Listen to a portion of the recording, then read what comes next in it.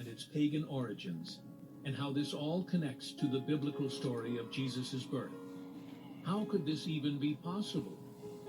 Although Christmas may look like a pure Christian holiday, just recently it was not so. In fact, it was just the opposite. We will seek to uncover the true depths of how influential pagan cultures is still influencing the world. And we will uncover to you all the surprising truths that we found. To understand the roots of Christmas, we need to travel back in time, long before the birth of Christ. Imagine ancient Europe.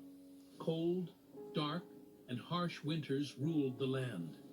Life wasn't easy, and every year, people faced a daunting challenge, making it through the season of scarcity.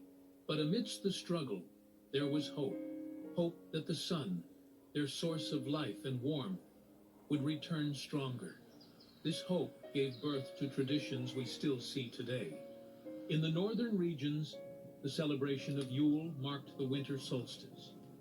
On the darkest night of the year, they lit massive bonfires to honor the sun and keep its memory alive. Families brought home enormous logs, the famous Yule logs, and kept them burning as a symbol of light overcoming darkness. Sound familiar? That's the origin of the Yule log tradition we hear about today. Meanwhile, in southern Europe, the Romans celebrated their own midwinter festival, Saturnalia.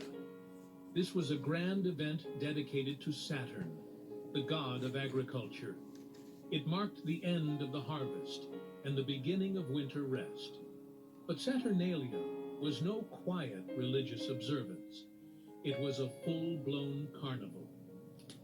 During Saturnalia, social norms were flipped upside down.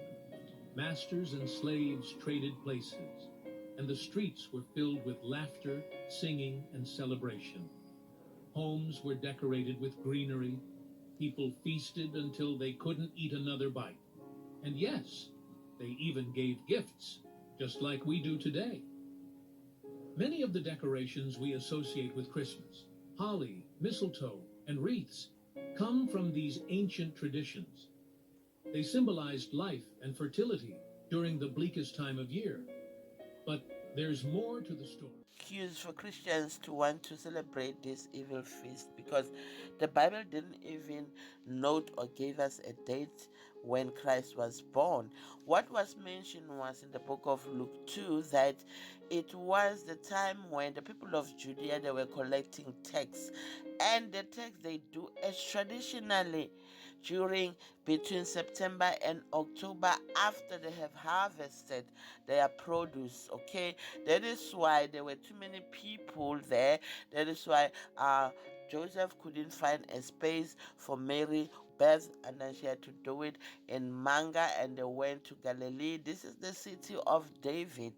Okay, so that period, it was so hot, and even the shepherds were outside with their livestock and they were grazing them. Is when the angel came and gave them the good news that the Messiah was born and all these things. And then the Bible exposes also the place itself, that the place is on the hills, as you see. Okay, this is Eastern Cape. As you see on your screen, this is where Christ was born.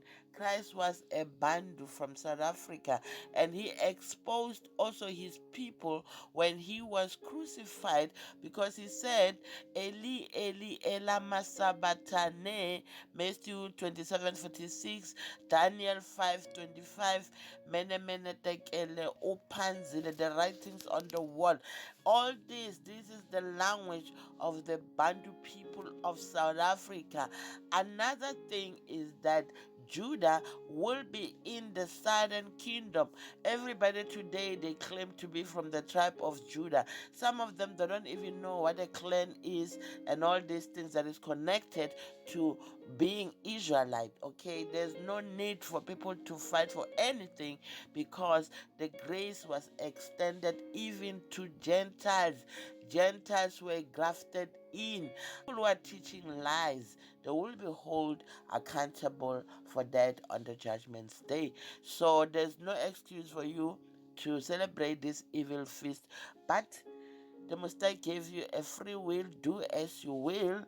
As for me and my family, will serve and glorify only Sonini Nanini. So, Bantaze, we came to the end of our message today. May the Most High be with you, protect, guide, and provide for your needs. Bye bye. Nisalenigash.